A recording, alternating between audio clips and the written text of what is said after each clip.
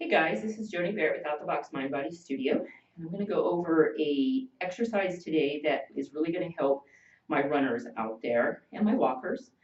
I'm going to speak to it in terms of running, but it is a hip hinge. So first of all, just to talk a little bit about the musculature that we're going to find. So here at the front, you're going to find your hip points. You have what's called your transverse abdominis, and it comes across the hip points, connects to the pubic bone, and the line of pull is this way. And what it does is it gives support to the pelvis. It is a muscle, though, that has to be in position for it to be the most effective. So I'm going to have you come into a setup of big toes touching, heels slightly apart. Knees are not locked out, but as much as possible, the legs are straight. So I'm going to show it from the side. Again, big toes touching, heels slightly apart. If you come and you find your knees are bent a little bit, you're going to take your hands on your hip sockets and just push the butt back until the legs go long. And then you're going to feel like, okay, now I'm in a hinged forward position. Then you can hinge the torso upright until the rib cage stacks over the pelvis. And what you'll notice is that I have an in curve to my low back. We want that in curve.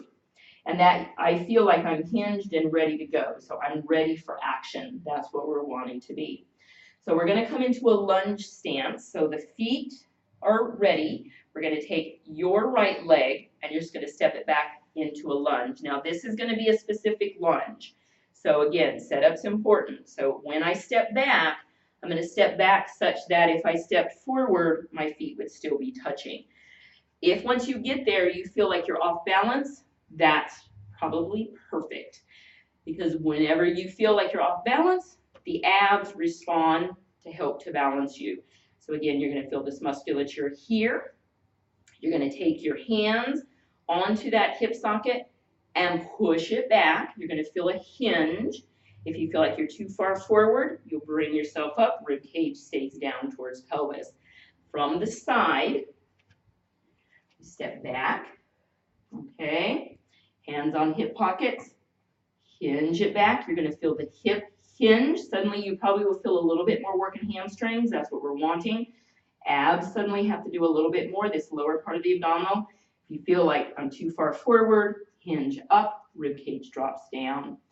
Now from here, I'm going to have you place the hand onto the glute, the other one on the hip socket. And this is your monitoring hands.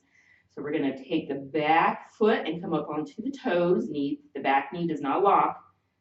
And slowly bring that back heel down. It doesn't have to touch. Go with your range of motion.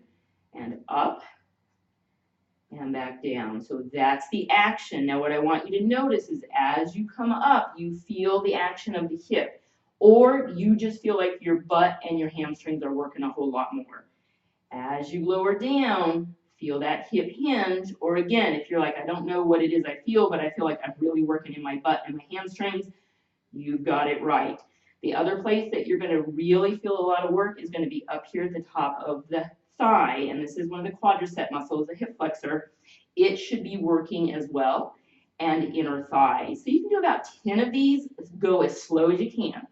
And the back foot is getting a really nice bit of work too, so it's not that we're not working the back foot, but we're monitoring here to make sure that the hip hinge happens. Because in our running phase, as we come up, we want this hip ready so we can step through and continue to run forward.